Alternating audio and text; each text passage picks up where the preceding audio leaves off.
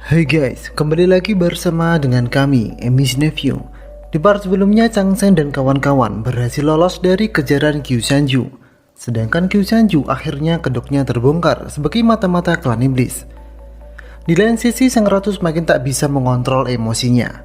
Oke, tak perlu lama-lama lagi, inilah kisah Father of the Destiny part ke-20.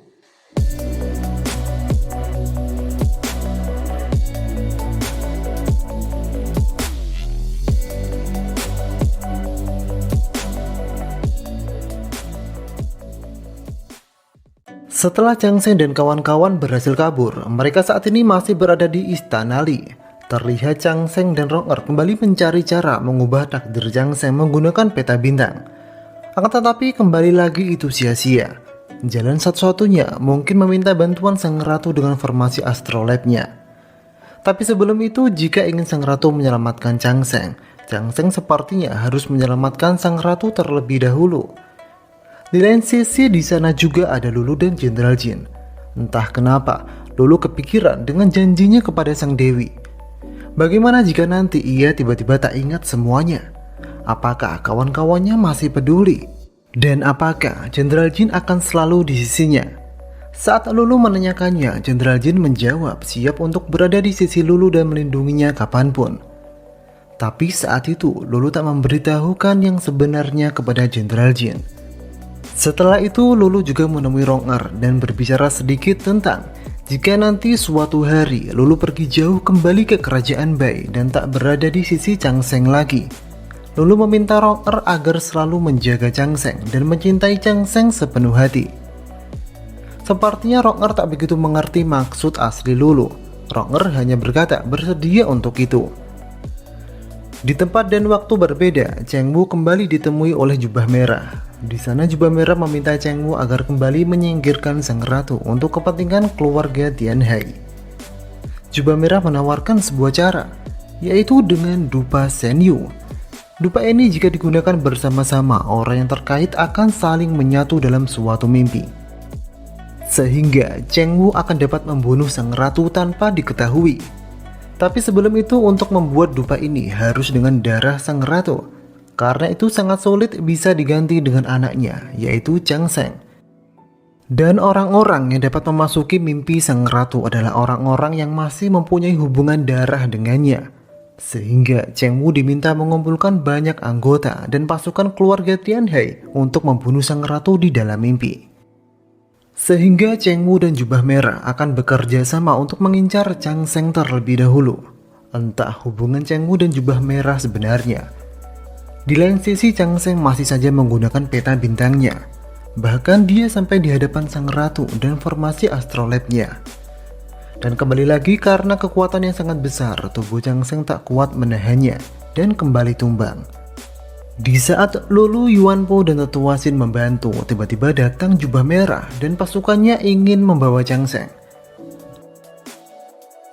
Lulu, Yuan Po dan Tetua Xin berusaha untuk menghalanginya. Sampai akhirnya Jubah Merah dapat dipukul mundur.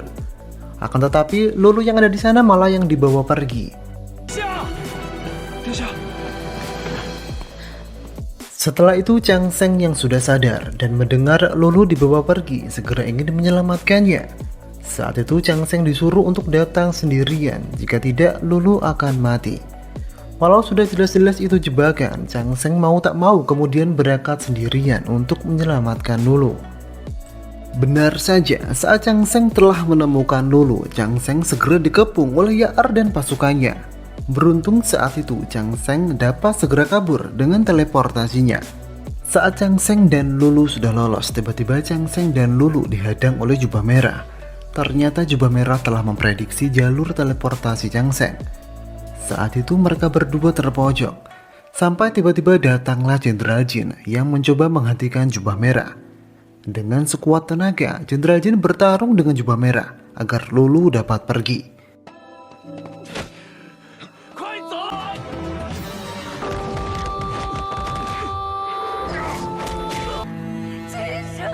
Akan tetapi Jenderal Jin tumbang dan tak bisa bergerak lagi. Dengan itu Chang Seng dan Lulu kemudian ditangkap oleh Jubah Merah. Setelah itu Chang Seng dibawa ke sebuah tempat untuk diambil darahnya. itu diperlukan untuk segera membuat dupa Senyu.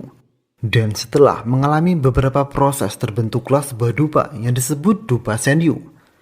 Lalu Chang Seng dan Lulu ditinggalkan di tempat itu dengan dijaga oleh beberapa orang agar tidak bisa kabur.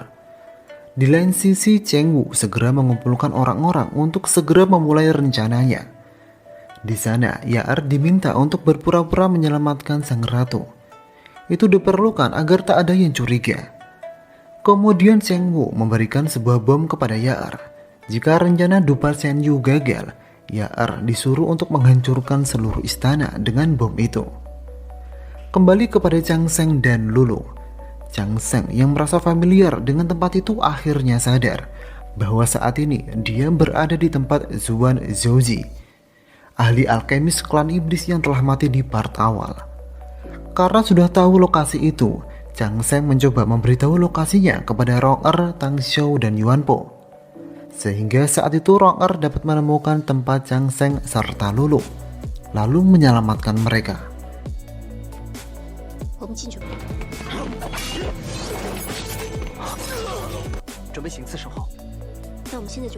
Di tempat lain, salah seorang pelayan Cheng Wu mulai masuk ke kamar tidur sang ratu dan mulai menghidupkan dupa Senyu itu. Di lain sisi, Cheng Wu dan kelompoknya juga menghidupkan dupa Senyu itu juga. Sekilas, Mo Yu yang ada di sana menyadari ada yang aneh dengan pelayan tersebut. Mo Yu kemudian mencoba menangkap pelayan itu untuk mencari tahu apa yang telah disembunyikannya. Setelah Mo Yu memeriksa pelayan itu, akhirnya pelayan itu berbicara bahwa ia disuruh menghidupkan sebuah dupa oleh Tian He Cheng Wu di dekat sang ratu. Karena berpikir dupa itu bukan dupa biasa, Mo Yu segera bergegas mengecek kembali kamar sang ratu. Akan tetapi itu sudah terlambat. Kamar sang ratu sudah terbentuk sebuah pembatas. Barang siapa yang mendekat pasti akan langsung pingsan. Mungkin itu adalah salah satu efek dari dupa Senyu. Kemudian terlihat Yaer datang dan berpura-pura ingin menolong sang ratu. Mungkin Yaer bermaksud mengawasi kondisi sekitar. Awalnya Suesi yang tak tahu sang ratu dalam bahaya, kini juga masuk ke dalam untuk memeriksanya. Terlihat Mo Yu dan pasukannya hanya berdiri di sana, tak bisa masuk menolong sang ratu. Di dalam sang ratu ditemui oleh Cheng Wu. Terlihat semua orang menunduk bukan kepada sang ratu, melainkan kepada Cheng Wu. Bahkan Cheng Wu terang-terangan mengungkapkan ingin membunuh sang ratu, yang membuat sang ratu menyadari bahwa dia sekarang berada di alam mimpi. Sekilas sang ratu melawan dengan pasukannya. Akan tetapi karena alam mimpi ini di bawah kendali Cheng Wu dapat mengatasi sang ratu. Kembali kepada Chang Seng. Setelah bebas, Chang Seng mulai membuat cara melawan rencana dupa Senyu. Chang Seng akan menggunakan dupa Senyu juga untuk membantu sang ratu dari serangan Cheng Wu. Karena hanya orang yang berhubungan darah dengan sang ratu yang bisa masuk, Chang Seng akan berangkat sendirian. Saat itu Rong meminta ikut juga karena dia juga sama-sama berdarah Phoenix. Sebelum Chang Seng dan Rong masuk, Chang Seng meminta Lulu dan Yuan Po untuk berjaga di pintu masuk. Sedangkan Tang Xiao pergi meminta tolong kepada Tetua Xin. Kembali ke sang ratu. Terlihat sang ratu mulai tersudut sampai ia hampir dihabisi oleh Cheng Wu.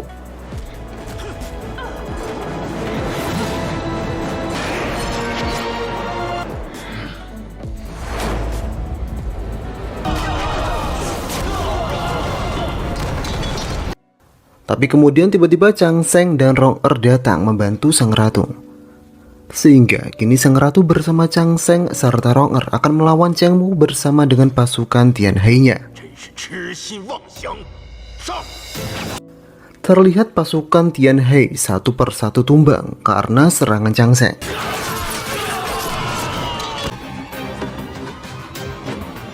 Di lain sisi, Lulu mulai menghadang para kelompok Fuse yang ingin masuk ke dalam. Setelah Cheng Wu terpojokan, tiba-tiba dia menggunakan sebuah ramuan yang membuatnya menjadi sangat kuat. Diketahui itu adalah pasir ilusi pembersih badan. Pasir itu membuat tubuh dan mimpi seseorang akan bersatu dan membuatnya menjadi sangat kuat. Di lain sisi, itu juga mengorbankan tubuh aslinya di dunia nyata. Sepertinya Cheng Wu berpikir membawa sang ratu mati bersamanya.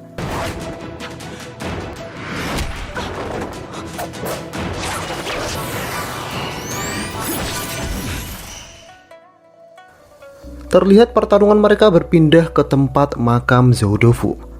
Itu terjadi karena kenangan dan obsesi mimpi mereka saling menyatu. Di lain sisi, tiba-tiba kekuatan tusuk rambut sang ratu bangkit, membuat penghalang Dupa Shenyu lenyap, serta membunuh Yaar yang ada di sana. Sekilas, Yaar yang tumbang ingin menggunakan bom petir itu. Beruntung Moyu yang ada di sana sigap menangkapnya, sehingga tak terjadi apa-apa. Dan di dalam mimpi, sang ratu menunjukkan kekuatan api Phoenix yang sangat dahsyat, membuat Cheng Mu akhirnya jatuh.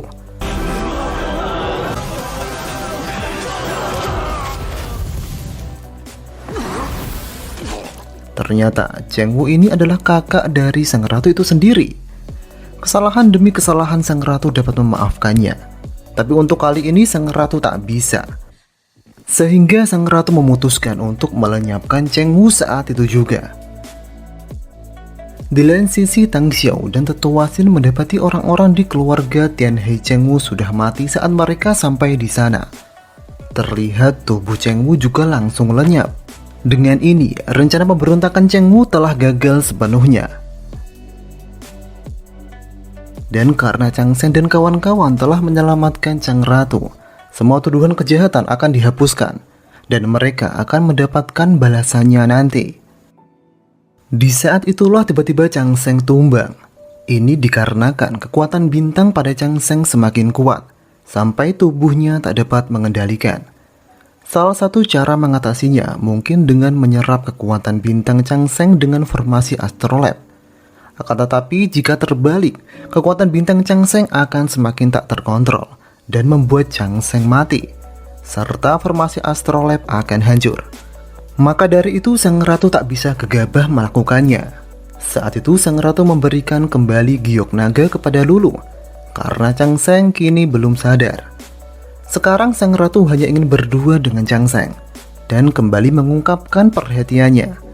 Di saat itulah sang ratu dibuat terkejut oleh Chang Sheng, karena saat itu Chang Sheng memanggilnya seorang ibu. Sang ratu seakan tak percaya. Dia sangat gembira dan terharu mendengarnya. Kemudian, Rong-er datang menemui Chang Sheng untuk meminta Chang Sheng agar tak mendekati formasi astrolab lagi, karena sungguh berbahaya. Sesungguhnya formasi astrolab seharusnya dihancurkan saja menurut Rong-er. Sejak dulu kerajaan Zhou menggunakan kekuatan persatuan dalam melawan klan iblis. Tapi kini terlalu terpaku dengan formasi astrolab yang dapat mengambil alih penggunanya kapan saja. Di saat itulah Lulu datang dan menyerahkan giok naga kepada Chang Sheng. Kini Chang Sheng bermaksud akan kembali mencoba mengendalikan formasi astrolab. Karena kini dia sekarang punya peta bintang, yang membuat Rong-er agak kecewa, karena seakan tak mau mendengar himbauan Rong-er.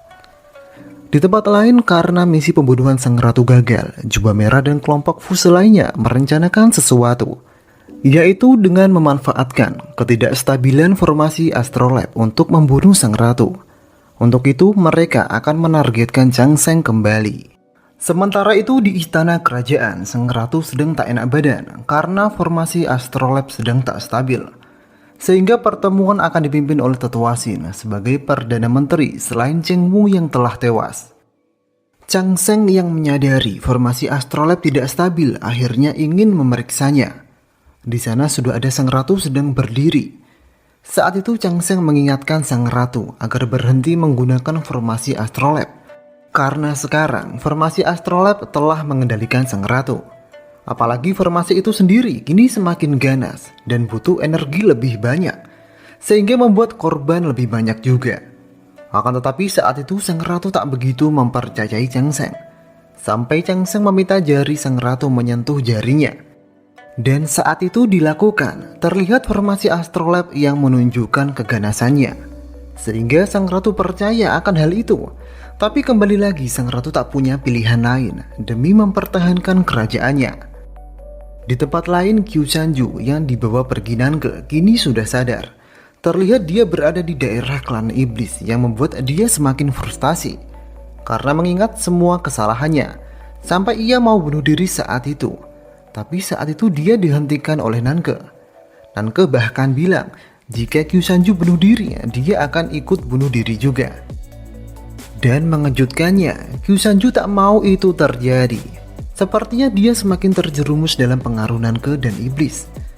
Kyusanju kini berubah menjadi Kyusanju yang baru. Yang awalnya dia serba putih, kini menjadi Kyusanju yang penuh kegelapan.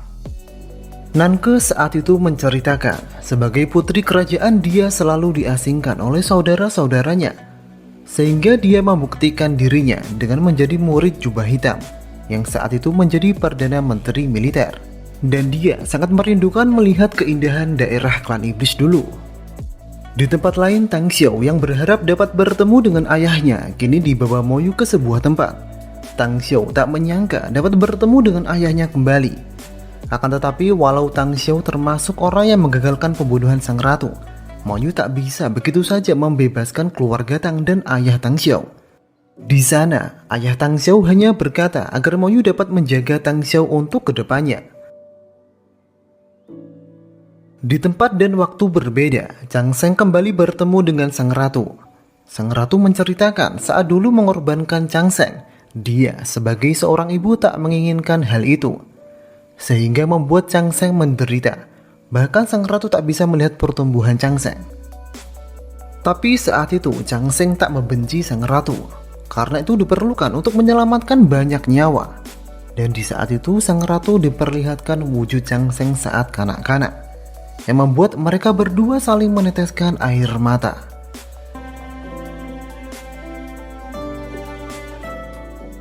Di tempat dan waktu yang lain, Moyu bertemu dengan Tetua Sin. Mereka mengobrol tentang bagaimana kelompok Fuse bisa dengan mudah menyusup ke kerajaan Zhou. Moyu mencurigai bahwa ada pihak dalam yang berkhianat. Akan tetapi, dia belum bisa mengetahui siapakah itu. Terlihat gerak-gerik yang mencurigakan atas pandangan Tetua Sin. Sebenarnya, apakah yang Tetua Sin sembunyikan? Kemudian di tempat berbeda, Lulu mengajak Chang Sheng bersama-sama melihat bunga mekar di taman bunga Taizong. Saat itu karena Chang Sheng sedang sibuk, dia meminta maaf tidak bisa menemani Lulu, sehingga membuat Lulu sangat sedih. Karena waktunya hampir habis, dia ingin menghabiskan waktu dengan membuat kenangan bersama Chang Sheng. Tapi apa boleh buat? Yuan Po dan Juza yang tahu bahwa waktu Lulu hampir habis, merasa kasihan dan prihatin atas perasaan Lulu saat ini. Sungguh mengenaskan. Oke, sekian dulu kisah Factor of the Destiny ke-20 ini. Akhir kata, wassalamualaikum.